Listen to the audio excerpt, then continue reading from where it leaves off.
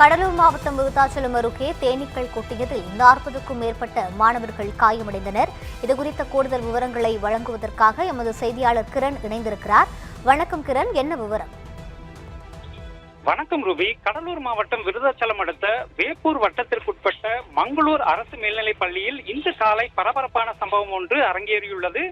வழக்கம் போல் காலை 9 மணி அளவில் மாணவ மாணவிகள் பள்ளிக்குள் வந்து கொண்டிருந்த போது பள்ளி வளாகத்தில் உள்ள வேப்ப மரத்தில் இருந்த மலைத்தேன் கூட்டை மாணவர் ஒருவர் கற்களால் தாக்கியதாக கூறப்படுகிறது. இதனால் ஆவேசமடைந்த தேனீக்கள் கூட்டமாக பறந்து மாணவர்களை துரத்தி கொட்டின. எதிர்பாராத தாக்குதலால் மாணவர்கள் அலையடித்தபடி அங்கு இங்கும் ஓடி தப்பிக்க முயன்றனர். தகவல் அறிந்து ஆசிரியர்கள் மற்றும் பொதுமக்கள் உடனடியாக மீட்பு பணியில் ஈடுபட்டு தேனீக்கள் கொட்டியதில் பாதிக்கப்பட்ட சுமார் 50க்கும் மேற்பட்ட மாணவ மாணவிகளை தற்போது மங்களூர் மேம்படுத்தப்பட்ட அரசு சுகாதார நிலையத்திற்கு அழைத்துச் சென்று தற்போது சிகிச்சைக்காக அனுமதிக்கப்பட்டுள்ளனர். அவர்களில் உடல்நிலை பாதிப்பு அதிகமாக இருந்த 30 மாணவ மாணவிகள் 3 ஆம்புலன்ஸ்கள் மூலம் வேப்பூர், கள்ளக்குறிச்சி மற்றும் விருத்தாச்சலம் அரசு மருத்துவமனைகளுக்கு மேல் சிகிச்சைக்காக அனுப்பி வைக்கப்பட்டுள்ளனர்.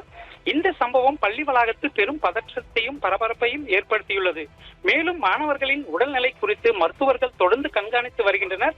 இந்த சம்பவம் குறித்து பள்ளி கல்வித்துறை மற்றும் உள்ளூர் நிர்வாகம் தற்போது விசாரணை மேற்கொண்டு வருகின்றனர். ரூபி, விவரங்களை வழங்கியமைக்கு நன்றி கிரண்.